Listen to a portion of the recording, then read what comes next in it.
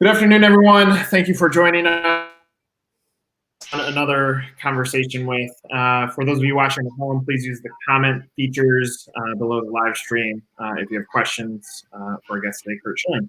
I do not want to waste any of this time, so I'm going to jump right in. Curt, thank you so much for joining us today. Thank you guys for inviting me. Yeah, so I have two questions for you to start this off. One is, how are you doing? Which we talked a little bit about that. And the second is, I'm really excited to talk about recovery and how do you even recover? And so I looked it up. I was like, what part of recovery could I ask as a starting question? The fact that you gave up 347 home runs, that means you recover 347 times to get back on that mound and clear the ball. So I would love your opinions and thoughts on recovery.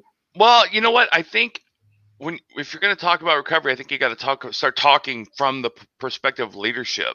I mean, we're looking at nobody knows when, where, and how this is going to play out.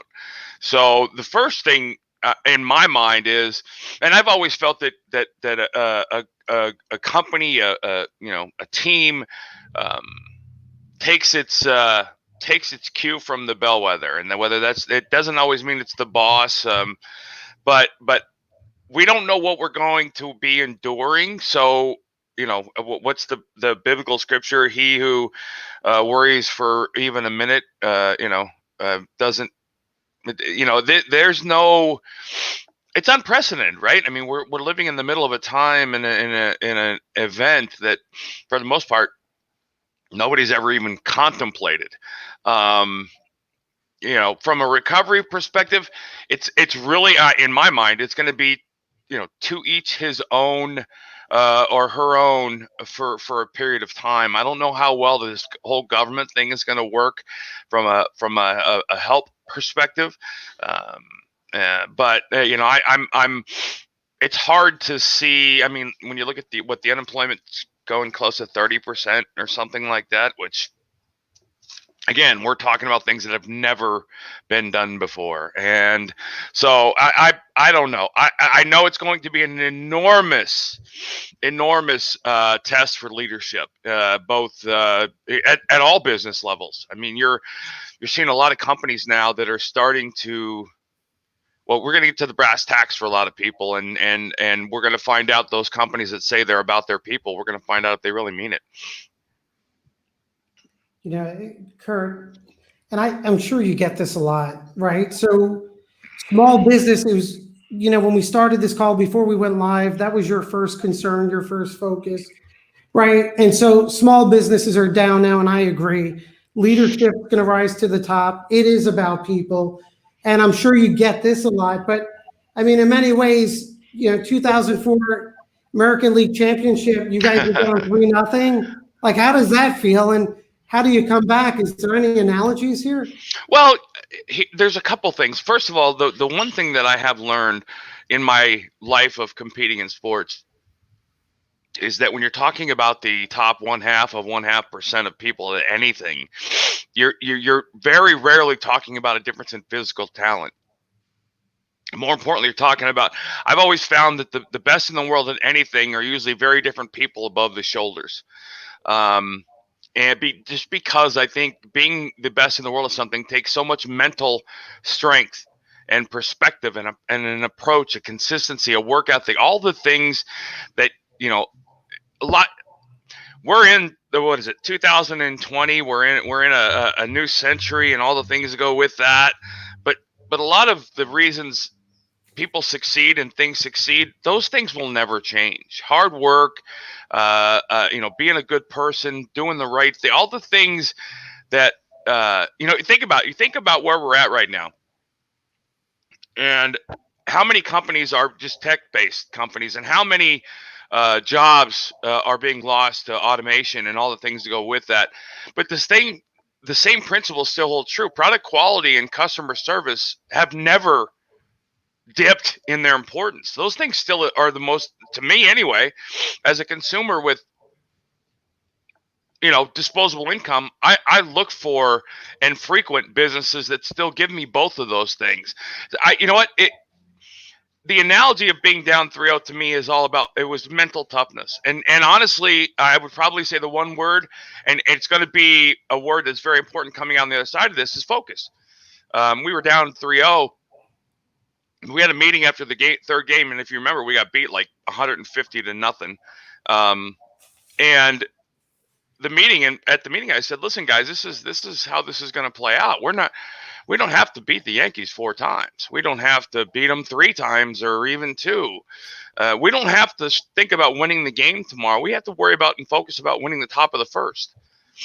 And when we win the top of the first, every at bat and every at pitch that you make, you focus on winning the bottom of the first. And when you put extremely gifted people all on the same page and focus on the same task, literally, there is nothing a team cannot achieve. And that's exactly what we did for 10 days straight. We stayed focused. We are the leadership facilitated that focus and kind of just step back and you hire people to do a job. And a lot of times you promote those people out of that job, or you don't allow them to do the job you hired them for. And when we come back out of this, the priorities are going to be very, very simple. Everybody needs to get on their feet again. Right? I mean, get your business back up and running, and then as fast as you can, get back to those principles that made your company successful in the first place. There's going to be bumps. It's going to suck. There's going to be, it already does for a lot of people, but those are things that those are in the past. You can't do anything about those. So don't talk about them at work. Don't, when you're standing in front of your team or when you're leading a team to do something, it's got to be all about the focus on the task at hand and the job moving forward. It's interesting. If you think back and keep staying on the sports analogy, the reality is, and some teams get it right, one team gets it completely right, that here is the structure of a team that when we're dealt with a challenge and we need superior focus, we're confident that the team is going to be able to overcome the challenges that are faced with them. And for our business right now, it's a very complex thing, and I almost feel weird saying it, but at the same time of us navigating cash flow and looking at layoffs, we're also looking for opportunity in recruitment, because we're trying to say, like, all right, 30% on the market right now. What incredible talent that we can start piecing together for focus on the other side can we piece together. But it's so rare to be able to, or weird to be able to say that. But it's a sports analogy, because we're going to build a team. That's exactly that's the mentality of a leader, of a winner. You're looking at, and I was thinking the same thing as you were saying that. Can you fathom the immense amounts of talent that will be available to companies when this thing happens? Yes, it's tragic, and all the things go with that.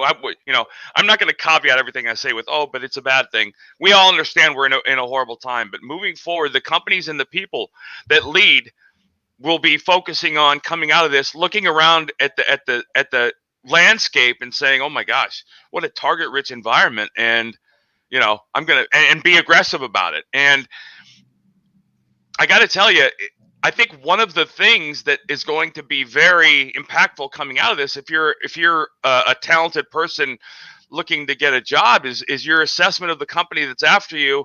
How did they get through this? What did they do? How are their people? There are a couple of different things you should always do, with an interview, during and after. But this is going to add another potential question, which is how did your company survive the lockdown? And you better have an answer that, in my mind, the number one thing, number one thing is you took care of your people.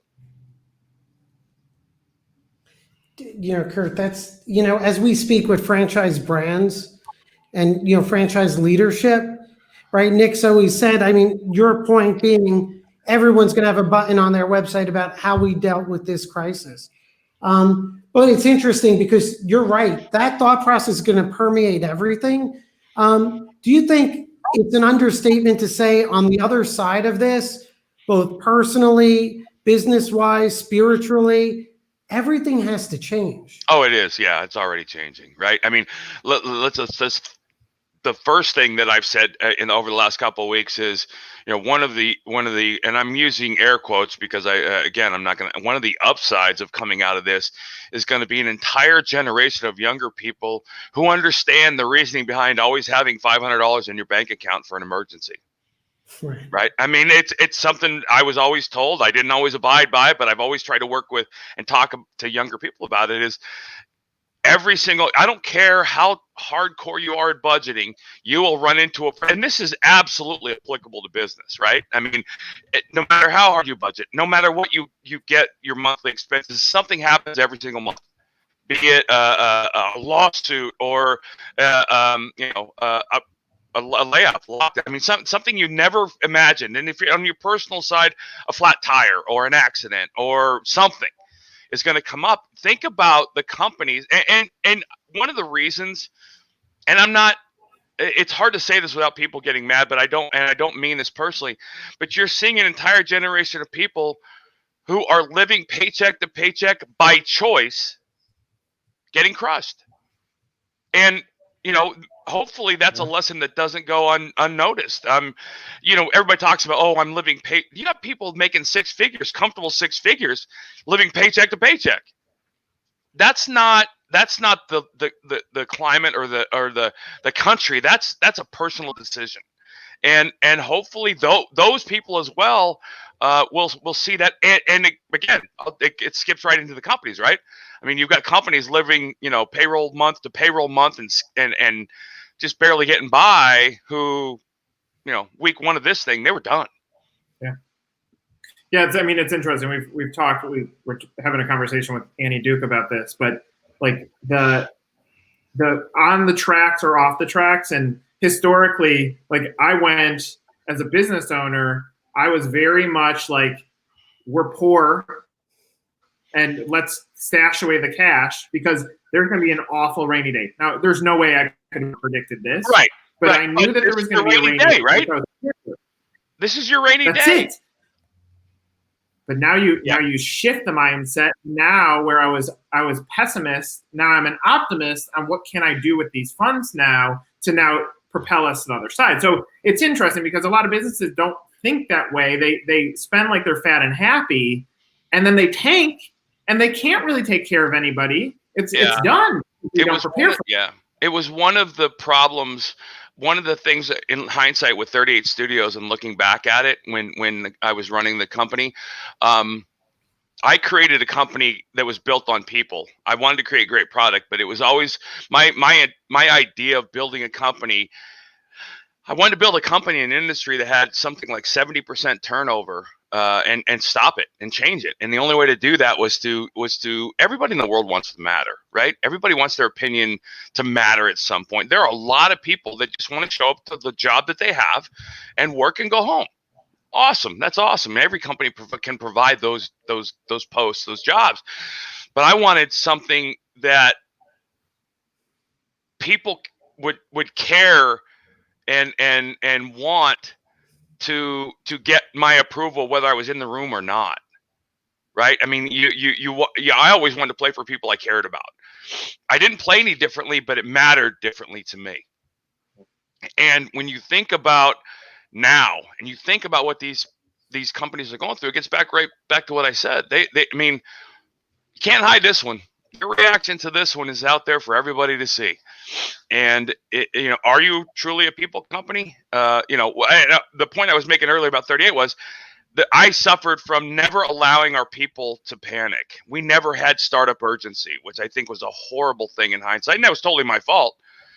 But I was trying to we had 4% turnover in the 5 years that we ran, and the company was over 70%. And a lot of people left the industry after the company failed because they said to me they would never, ever find another job or company or people to work with like we had at 38 Studios. And so in one sense, I achieved exactly what I was after. Obviously, in a business sense, it didn't. But and as a CEO, that's on me as well. But I can build a team. I can build a company. And it's not because I'm unique, but because it's not that hard the same things, just like in business, the same things with people still matter. Everybody wants to have input. Everybody wants to have an opinion, and leaders have to know how to pare those things down. Curt, the insights you're sharing, you were in the gaming industry, right? Your business? Yes. Yeah. Which is, it's so interesting because if you read articles or whatnot, it's so easy to knock down, hey, the business failed. But, and what's also interesting too, is you look at what's going on now, where certainly banks aren't hurting for money. Boeing is not going to hurt for money. Lobbyist groups aren't going to hurt for money. Universities like that I pay for my children, they're not going to hurt for money, right? There's a lot of questions right now. I mean, you guys have to be thinking the same. I mean, Harvard got 60-some million, and they've got the largest endowment, one of the largest endowments in the world. Right. And it's like, but that gets back to the private sector and the public sector, right? I mean, government is so inefficient with our money. And they've proven time and time and time again to not be able to allocate and adequately understand how finances work, because none of them really ever had a job. And you look at I didn't mean to interrupt you, but that's where I'm going though. And what gets me is no one in Harvard is personally paying a paycheck, but yet when you talk about the company you founded, you're talking about people, you're talking about turnover. These are few things people would ever understand. And then to see someone who lived it, that's a big deal. Well, here's the other thing is, and you guys understand this from a leadership perspective. I hope you do anyway. I had 300 employees, but I didn't. I had 300 families. Right. I was putting food on the table for families for 5 years, 300 families for 5 years. I love that responsibility, but I also took it, it was life-threateningly serious to me.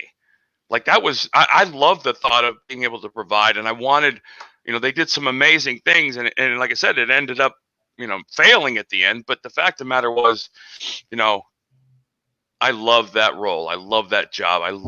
Because I knew, like I said, I had people, because I brought something to that industry. I mean, I'm the jock, right? I played baseball my whole life and all that other, and the tech industry is not, right? I mean, they're literally socially, they're always kind of at polar opposites. But I brought something to the table, and I that to me was always my strength as a leader is I know people's wants and needs, for the most part, are very fundamental, and there's going to be no more fundamental approach needed than the one coming out of this, because this is going to require leadership. It's already getting sacrificed, right? I mean, you've got companies who are trimming payrolls and to avoid having to lay people off or fire people.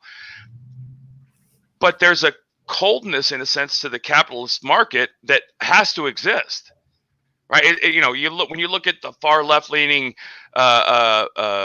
politicians and people, they hate capitalism because, and I was a victim of capitalism, weeds out the weak, and that's how it thrives. That's why we're the greatest country on the planet and capitalism built. Look at the wealth it built for these hundreds of millions to billions of people. I mean, and that upper class of income pretty much generates almost all the jobs that we have in this country. So there's a place in the pipeline for everybody, but it's very rare that a local bicycle shop and Apple are going to be on the same footing coming out of this. Well, just in different scale.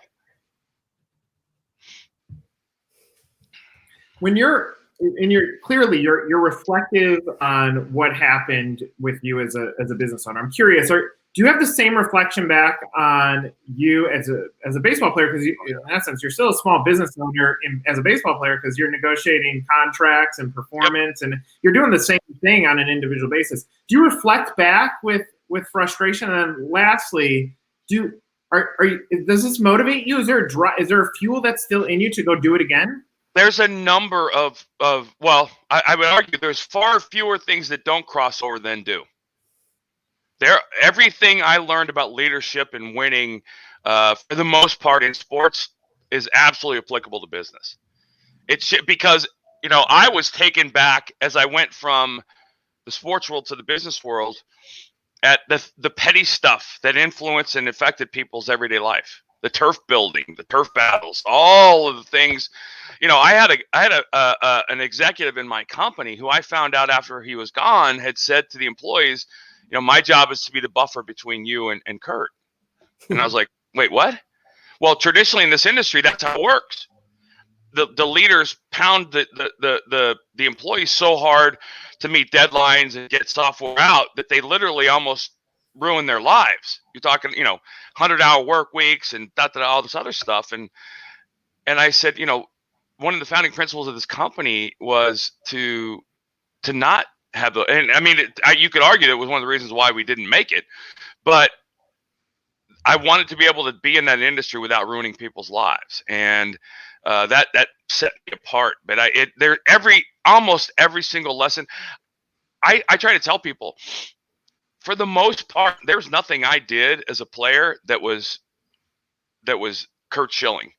In the sense, everything I did was stolen from here, from Bob Gibson and Greg Maddux and Tom Glavine and John Smoltz and Sandy Koufax and Nolan Ryan, Tom Seaver, Johnny. I mean, I could go on and on and on, and you'll find that the list of names I give you, most of them are Hall of Famers, because I don't want to. I had a slogan at 38 Studios, and it was, if you want to be like everyone else, go work for someone else. Yeah. And I wanted it to. You have to make your your uniform. Wearing your uniform has to matter, right? I mean, if you because when you care that much about something, you don't go to work every day. You go hang out with your friends and do stuff, and it just disguises itself at work, and you get paid for it. And that's it. It's up to a leader to create that environment. In my mind, that's all about leadership. Whether it be, and here's the other thing: in sports, the best player was rarely the leader. Leaders are. It's in you to lead. It's just a natural thing. We oftentimes, and I find it in the business world, is we often promote our people out of their sweet spot. You're such an amazing, account executive, and oh my goodness, I'm going to promote you to HR, and you're going to run our HR department. And it's like, wait, what? And people want promotions, but a lot of times people want things they're not really sure. And that was one of the things, I remember having so many conversations with people in my company, about what they wanted, because a lot of people grow up thinking they want something, and having had those things sometimes and being able to tell them, listen, I know where this is the goal you have. I've been there. It's really not what you think it is. And that's, again, it gets back to leadership. Curt, it's interesting about having that uniform and whatnot. And in our little small world, we have our Friday meetings, and I can't tell you how much inside I feel when all of our team have their shirts on. And my biggest challenge is not letting down my team at this moment. And that's it's right. painful. And what I could appreciate, Curt, I got to tell you, what's blown me away is to hear you talk about that so personally about your team. Yeah. Well, I said we had Friday all hands. You have to make your uniform matter. People have to care about wearing it. They have to have a sense of pride in it, or they won't. People that don't have pride in the people they work with and the people they work for are just ex-employees waiting to happen. Great line. Yeah. But that's the challenge, right? I don't care. You're making widgets. You have to make 175 people care about your widget. And so you're not going to get an employee to care about a widget that shows up 40 hours a week and goes home. But somebody that comes to work and is personally involved with the people they work with and work around and likes and cares about the people above them. That's the thing that's missing I think a lot in the corporate world is, if you have to tell everybody you're in charge, you're really not. Right? And so your job title always precedes you in a room. No need to reinforce that. If you want your company to be better than everybody else, make your employees care more about your opinion and your product than anybody else. Curt, I watched I've seen you do a ton of interviews, and I enjoy listening to them. One nugget that I pulled out, and I wrote this down because I find it fascinating, is the concept of scaffolding. And so when you become a major league pitcher, you've already lost your dad. And what's interesting is, like, even in moments like this, we all look around for human connection to tell us about how they guided us, how they battled through something in the past as a scaffolding. We're looking for that experience. You talk about the pitchers that influenced you, that you studied them to try to make yourself emulate what they've done. So, and I heard you talk about that you always had one seat in the stadium for your dad. So in essence, you had the scaffolding there. You were looking into the crowd and seeing that. So how did you, like, as a business owner, as a baseball player, not having something that was so valuable to who defined you and your character as a human, when that's missing from you, how do you find it in other places, and where are you seeking that out? I didn't look in other places. And I guess my father example would probably be the ultimate test and form and execution of leadership. To this day, I still care what he thinks. I still care what he taught me. Someday when I see him, I want to be proud of the life that I lived. I've done a lot of bad things and made a lot of mistakes, but I've never done them maliciously. I don't have a harmful bone in my body for people that are good and honest. And that's because of him. Those things don't, one of the things I learned about life and I think one of the lessons that helped me become who I was when my father passed. It was, about 7 or 8 months before I made the big leagues for the first time. So he never saw me pitch in the big leagues. But I realized when my father passed, it just meant that he didn't have to be in the room for me to talk to him anymore. And as I started into this business thing, that was something I wanted to impart. I wanted you to hear me and care about what I thought about when I wasn't there, right? If you have to be micromanaging your people, you're micromanaging former employees at some point. And you know what? Here's the thing that sports also taught me that's very hard to teach in the real world was, just because you want to doesn't mean you can. Right? I mean, I always when I speak to athletes, the one thing I said, and one thing I told my people at work, everybody in the world is unique. God has made every single one of us incredibly unique, which is pretty amazing when you think about it. Everybody has that thing. Everybody has something. I don't care if it's playing the piano, doing ballet, or throwing a baseball, or math, or numbers. Everybody has a thing. And it is, you're born, and a lot of people don't find that thing. But the one thing that you and I and every single person on the planet has in common is what I call the 30 minutes before you go to sleep. That 30 minutes before you can close, when you lay down in bed and before you're actually asleep, you cannot lie to yourself. You can say things, but in your head, you know if they're true or not. I worked as hard as I could today. And in my head, I'm like, no, I actually really didn't. Or, I put 8 hours of solid work in. Well, actually, I didn't. I put about 4 because I showed up 15 minutes late. I left a half hour early, And if you can be honest with yourself and care what that truth means, then you don't need other people to motivate you. Right? I mean, you can, if you care, like, I don't want to, and I've been guilty of this a lot in my life, and I hate the fact that I don't want to appear to be one thing and act another. And that's that 30 minutes is the most valuable 30 minutes you have in your life every night. I'll say the Lord's Prayer, and then I'll lay there and just think about the day. Well, now during lockdown, there's not a whole lot to think through, but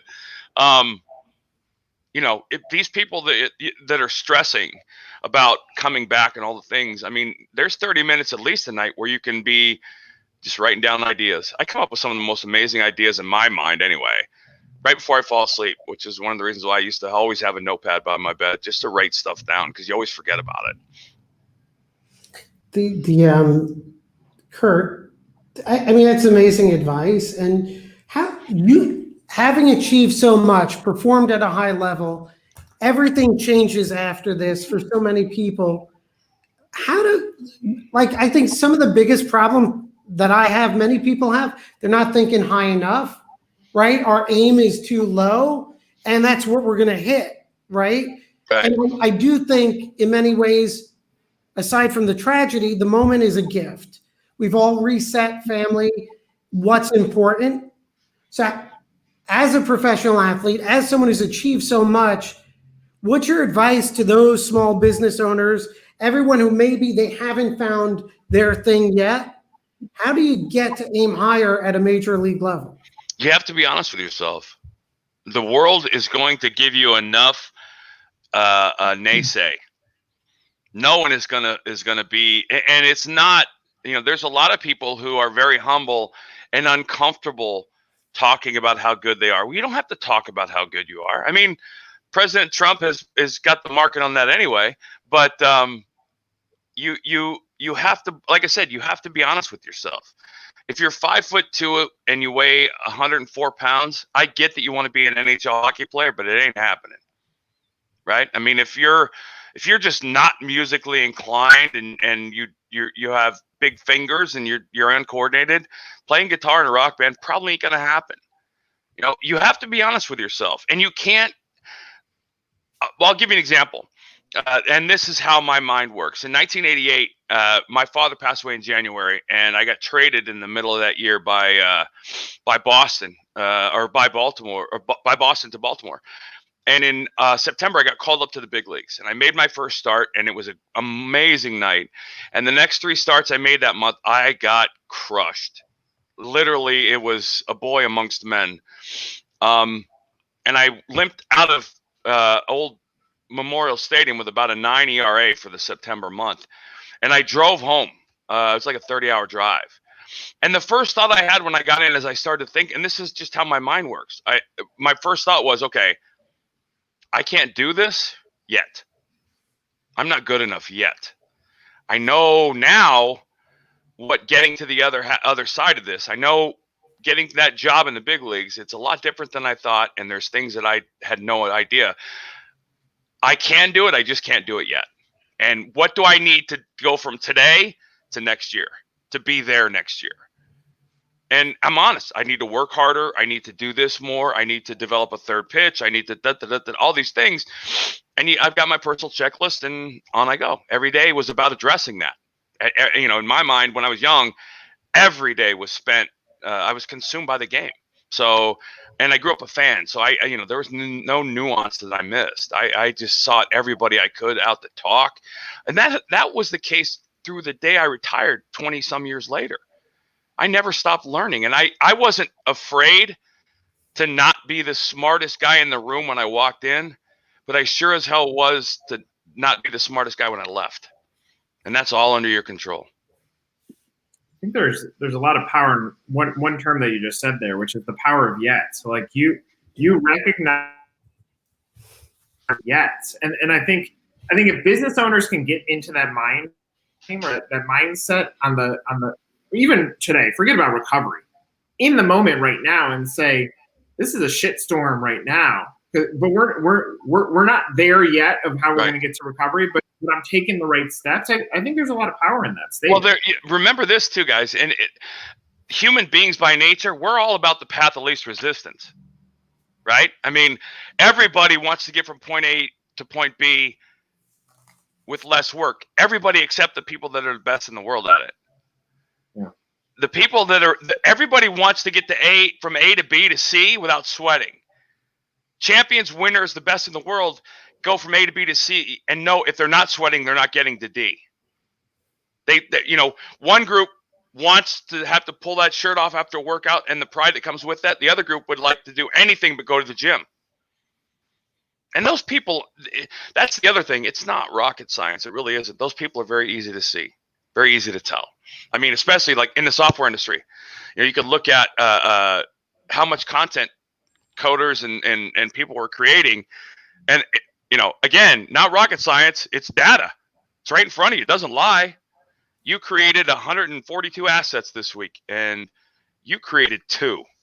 That's a problem. Or those 2 were 148 times harder than there's always nuance and detail to it. And that's the other thing I would think that, that I think a lot of people in the regular world, the non-athletic, non-elite sports world, a lot of people don't understand the importance of detail. And that to me was the one thing that every great player at anything check that. I always like to talk to people who are the best in the world at what they do. Baseball, basketball, neurosurgeons, guitar players, all those little things. The one thing I always found that every one of them to have in common was a work ethic and attention to detail. And because as a leader, attention to detail is talking to your employees and telling them that you care about them without you telling them you care about them, right? If every I is dotted and T is crossed, and you've got a healthcare plan that absolutely takes care of not just the employee but their family, and it does so, that was one of the things at the start. We had almost a platinum healthcare plan, because how many ways can you say as a leader, I care about you? And at some point you got to prove it, right? Rubber meets the road. That was a beautiful thing about sports. 7:30 every night. I don't care how good you told me you were. I'm going to find out, right? I mean, you have to put up or shut up, and there's not enough of that, in my opinion, in the real world, because people are afraid to be criticized. I pitched in Philadelphia for 10 years and Boston for another 5. You don't think I heard criticism? And I pitched in Yankee Stadium as a visiting Boston Red Sox player. And honestly, that stuff fueled me. I don't know if you guys remember, but when I was playing in 2004, one of the things going into the postseason series against the Yankees, I said, I can think of nothing better than making 55,000 people from New York shut up. And I love that. I love that pressure. Now, other people abhor that, and they, like I said, everybody has their niche. But I knew my niche was, I'll be the blabby guy in the clubhouse that the media talks trash about, because there's 5 or 10 guys on this team that don't like the media and don't want to address the media, don't want to be around the media. So I'll take that. I'm all right with that. I know who I am, and that, to me, I think those are one of the little things that my teammates, so I wasn't telling them that, hey, I care about you guys, but I was doing something that told them that. And, that's the other piece that I think is huge, especially in sports, but it does, in my mind, absolutely, in the real world, it's abused. You can't lie to people. You can lie, but people know. You can say, oh, I care about you and blah, blah, blah, blah, blah, blah, blah. On Monday and Friday, the person's going, you're full of shit.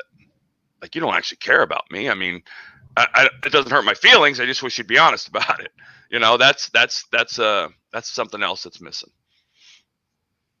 Yeah, I mean, Curt, it's funny because, it's like anything else in the world, personas or reports, people end up to be exactly the opposite of what they're portrayed. And I guess that's a whole systemic, and they're the last ones to find out, because everybody else knows, right? Yeah. If there's an asshole in the room and nobody else in the room is an asshole, well, you know what? You're probably that guy. I mean, and then that's how it is a lot of times. It's so, because there's a lack of self-awareness, and I think that there's a stigma, or in many cases in the businesses, the private business and the private sector, you guys, there's a lot of, this is what a leader should be or look like, or and that's just not true. There's a different type of leader for every group of people. There's a different type of leader for every person. Well, but you know what? You have those correct leaders who are quiet and reserved. But if I'm in a battle or working in a business or have my team, I want a guy like Curt Schilling, who I know is going to bleed with me in a foxhole, right? Right. And that's what, and talk about, I've heard, but anyone watching this video knows a couple of things. Team matters to you, and your employees, and that says a lot, right, about a person. And it's just so interesting how the personas are just, because for a leader to get where they want to go, they have to bring a team with them. Yeah. Right? Again, the widget, you have to make 1 million widgets. You don't make one, you're the leader. How am I going to get these 50 people motivated that those 1 million widgets aren't just made, but they're the best widgets ever made, and they're made in a manner that doesn't ruin my employee's life, right? I mean, that's like, and it gets back to what I was saying earlier. If you work for people whose opinion of you matters, you work differently. I didn't, and I don't know how to I didn't play harder or pitch harder for guys that if I played for them and didn't really, I wasn't a big fan of their opinion or their style, or whatever. But I felt incredibly different at the end of the day when Johnny Padres said to me, "You threw a hell of a game tonight." I mean, I was on cloud nine. And other coaches, I'd be like, some coaches, I'd be like, "Yeah, I know I did," whatever. But it's that, and you want to be like I said, you want to be the guy or the gal who, when you're not in the room with your team, you're still leading them. And that takes character, that takes integrity, morals, and all of the things, those old cliche words that we seem to be pushing to the side that almost only exist in the military anymore. Those words still matter. They can still move a company. They can still make a company successful. They can make people successful. It's just, keeping up with the Joneses is not just a suburban rural thing anymore. It's very much in the business world. I would love to get your opinion on opinions. And we've known each other now for 40 minutes. So my opinion is based on that. But the team mentality, the way that you talk about your failure in business and what you really cared about, my assumption is you're a good human being. Yet, the world on how they view you, or a portion of it, doesn't seem to agree. Now, I can relate. If you go and look at our company on Glassdoor, I have plenty of ex-employees who hated working for me. Yet I'll say my intentions were always, how do I build a Google-esque culture? That's how I created it. We have unlimited PTO. Like, everything was built around them. And my insight now, after I've gone through this, is I probably just picked the wrong people for my team. But the reality is, who you are on the inside, but right. Whether it's the Hall of Fame judging you, or business world judging you, or politics judging you, you clearly care deeply on how you want people to like you because you've done the right things. But is that hard for you as a human? So initially it was, but I will.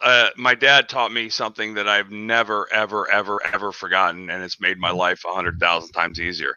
Don't ever live your life to impress people you don't know. And that fixes everything for me. If you could probably Google and find Curt Schilling racist as 40 pages worth of media entries. In my life, man to God, I've never said anything racist in my life. I don't have that bone. I'm not that person. I wasn't raised that way. The thought that there could be people with the exact opposite thought, that I am a hardcore racist, tells me that there's a process somewhere that is evil, I guess, in a sense. And I would tell you that since 2016, if you haven't learned that the news and the media is the last place in the world to get your information anymore, then you're not paying attention. And it's a challenge. I mean, I know who I am. My kids know. I have 3 boys and a daughter. My kids know who I am. My friends know who I am. I played 22 years. If I was a racist, I would imagine, given that I played in probably the most athletically diverse environment on the planet, somebody would have mentioned it at some point. And I always try to tell people, true racists are not shy about telling you they're racist. You think about some of the worst human beings in existence, the KKK and all that stuff. They're loud and proud.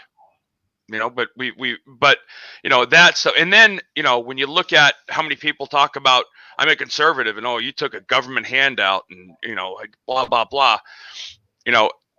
People that's the one thing people continue to hang on to, is the failure of 38 Studios and how bad of a businessman I am. And I just linked them to the SEC press release in which two groups of people were indicted on fraud charges around my company, and none of them was me.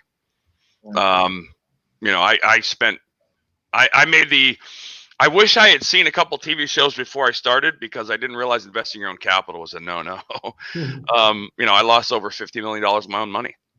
And I lost it paying people. I wish I could change it. I wish it was different. It wasn't. It's one of your scaffolds. for sure. It'll be the one thing probably that I'll regret in when I go to my grave, that I'll take with me. It's probably the most painful experience I've ever been, because people got hurt, and people that didn't deserve to get hurt got hurt, and all the things that go with that. But when you play at a game that 30% success rate makes you one of the greatest ever, you learn there's a very, very big difference between what you consider losing and failure and what I consider losing and failure.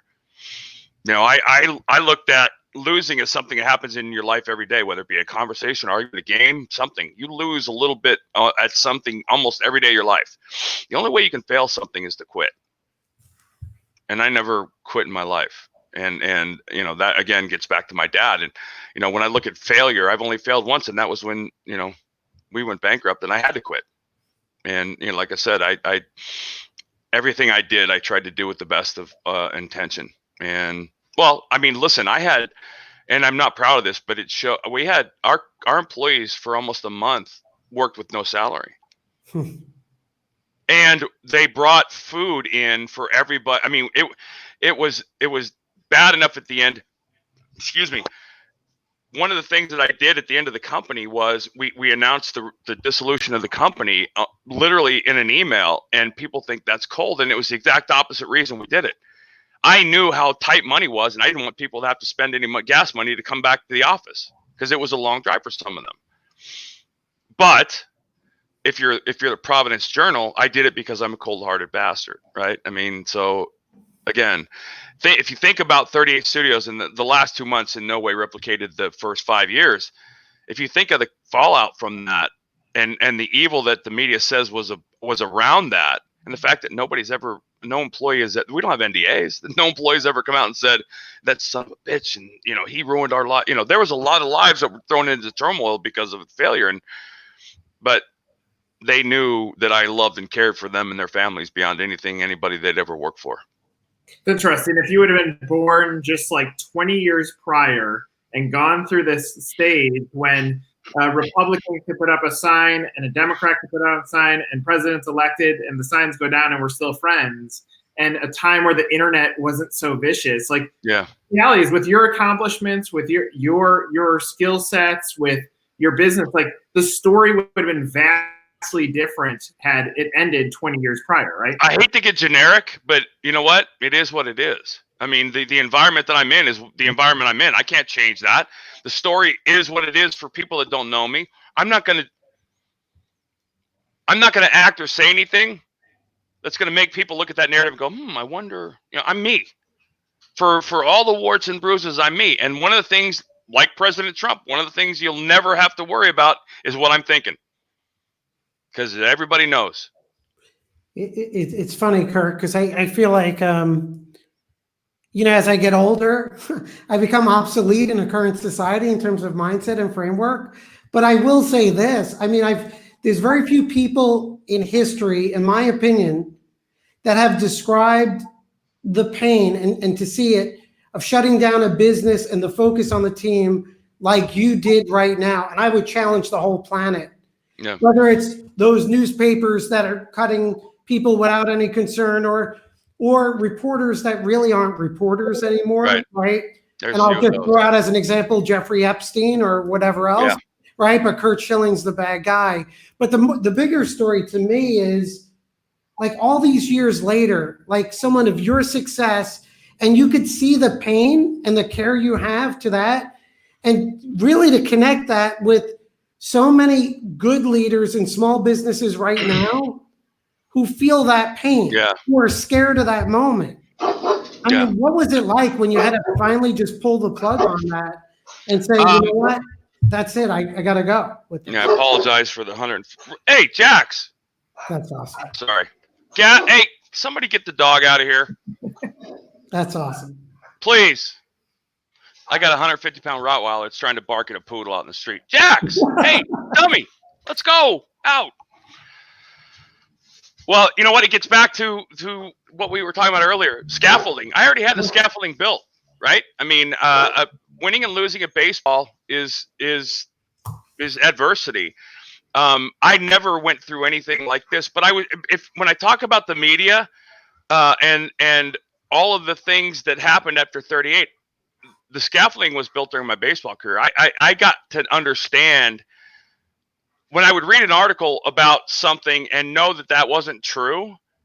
I got to see that firsthand. And so when sports writers who didn't like me, because I was very open with sports writers, and that generally doesn't tend to be the best course of action with them. When you think, I think what it was, 86% of sports writers are liberal. So you can imagine me in the locker room calling a sports writer out for writing a lie the day before in front of the whole team was my way of holding them accountable.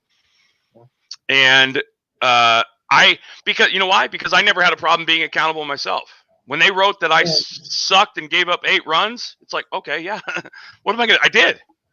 I mean, and that was the beauty of the sports world, is my days had numbers attached to them, and you know what I'm saying? Like, so if I was 22 and 5 with an ERA of 2.8, I had a great year. You can't. I mean, that's I'm not bragging. I'm just, sports is defined by numbers for the most part.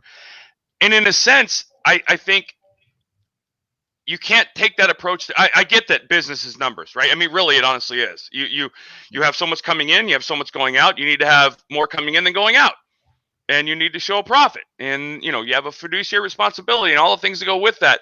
But you can do that and still be an amazing human being.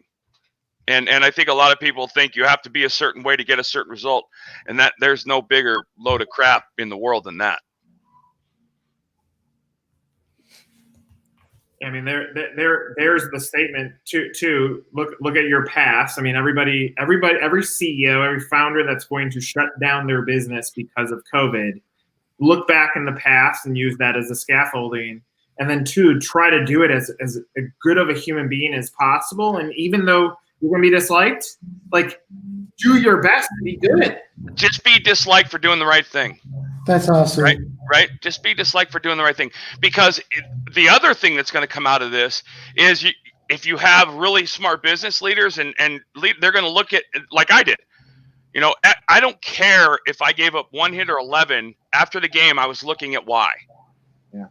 This is going to be a time when, as a leader, you're going to say, okay, how can I avoid that ever happening again? Now, we may never have another thing like this. We may have one next year. And the sad part is you're going to see a lot of consistency between the losers now and the losers then. And I mean losers by they've lost everything, because they were literally running on a razor's edge. And then you're going to have the other people who look at this and go, okay, how do you set yourself up to do you start? And I'm going to literally, I don't kick dogs, but hey, Jax, hold on. Go. Get out of here. You don't belong in here. Go. But how do I set myself up to never have this happen again? Right? I mean, and there will be ways, right? I would imagine if I'm an employee now, if I'm looking for a job, one of my questions is going to be, hey, listen, if there's a lockdown like we just had, what are you going to do about it? What's going to happen to my family? Those are going to be tough questions for bosses, but that's the world we live in now. And like I said, if every decision you make is trying to do the right thing, you're going to get your ass kicked every now and then. That's just the way it goes. But everybody working under you, when they're not in the room with you, is going to know that you are making the best decision for them. Right? I mean, that's like politicians. Listen, I don't agree with every platform and every agenda for every politician. What I want to know is when the doors close and the cameras are off, is that person making the best decision for my country and my family? And that's why I love President Trump. And that should be the same thing as your employees who are at home worried about literally putting food on the table tonight. Mm-hmm. Thinking about you. Are they worried that you're going to screw them? Or in their heads, they know you're doing everything possible to make the best decision for their family. And that's, you can't, it's hard, can you imagine that Google environment? Well, how real is that? right? I mean, we hear stories, but being in the tech industry, I know, and here's the thing. I know being in the tech industry that a lot of that's BS. That gets back to the whole truth and lying thing. You can say you're one thing, but if you're not, it's going to get around. Yeah, Curt, and I know your time is very, one of the comments was about being disliked for doing the right thing. I mean, that's a super big statement. And then, Curt, the one thing we will get in trouble for if we don't ask is about the torn ligament and the sock. Well, You know what? Yeah. That gets back to what we've been talking about the whole hour. I did what I thought any one of the 24 other guys would have done. It meant so much to me, and our goal meant so much to us that I didn't want to let them down. And it was a the stories around it are tremendous affirmation of my faith in God and the things that happened and all the things about that. But it was as is everything for most part in everybody. It was about the people.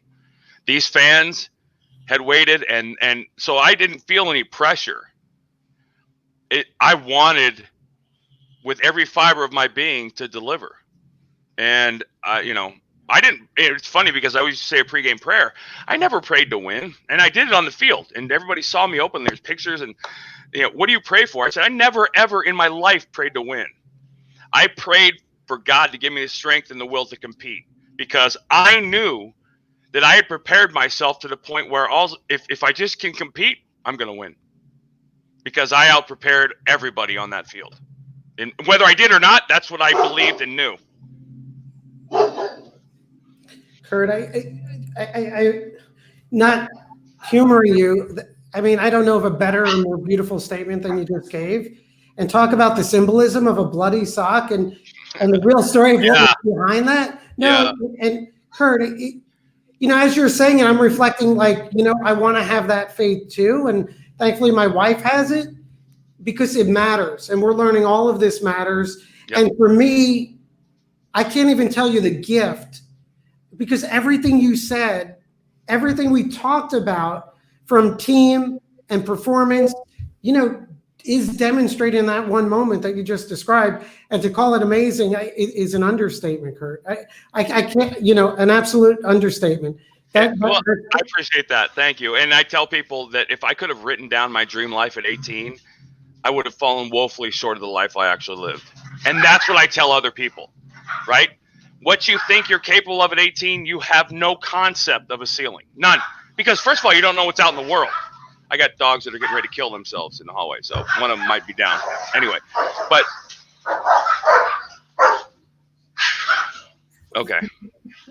But I tell people from that was wait, I just lost my train of thought. Where was I?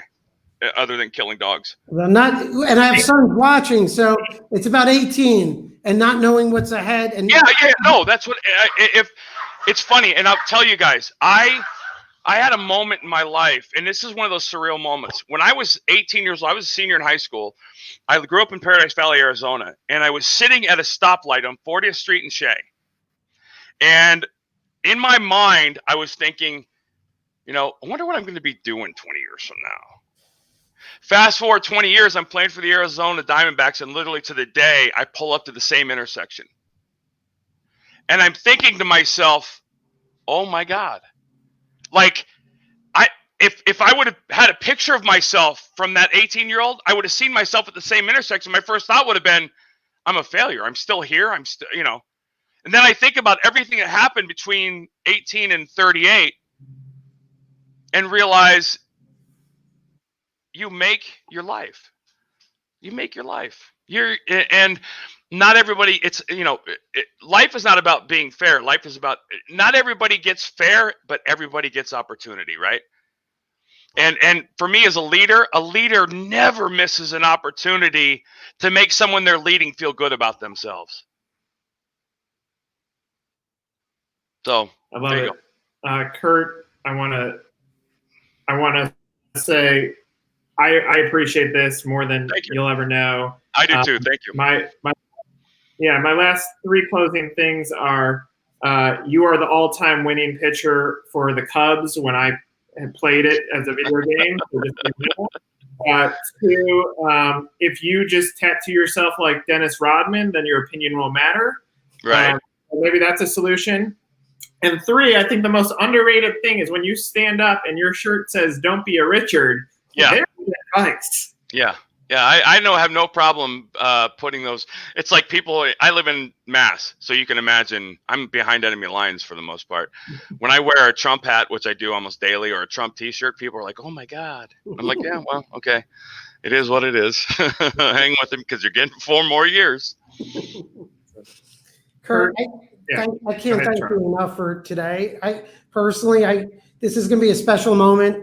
I'm going to watch this again with my sons tonight, and I know Nick, in the franchise world and franchise leadership, boy, on the other side of this, it would be so great to hear your message in the business world. Yeah, I've always wanted to do that. I've always wanted to go out and speak to leadership, to entrepreneurs, and you know, because it's very rarely that people in the real world understand how valuable the losing perspective is. I got beat, okay, but I learned a billion things. I mean, I literally went to Harvard Business School for free. You know, we were a case study there, and then we did a post company analysis, and I didn't have a problem talking about all those things, and you can't. So, yeah, I appreciate that, but it's something I've always wanted to do. Curt, thank you so much. Thank you, guys. Best wishes and stay safe. You too, guys. Take care. God bless. Thank you, Curt. Thank you so much. Thank you.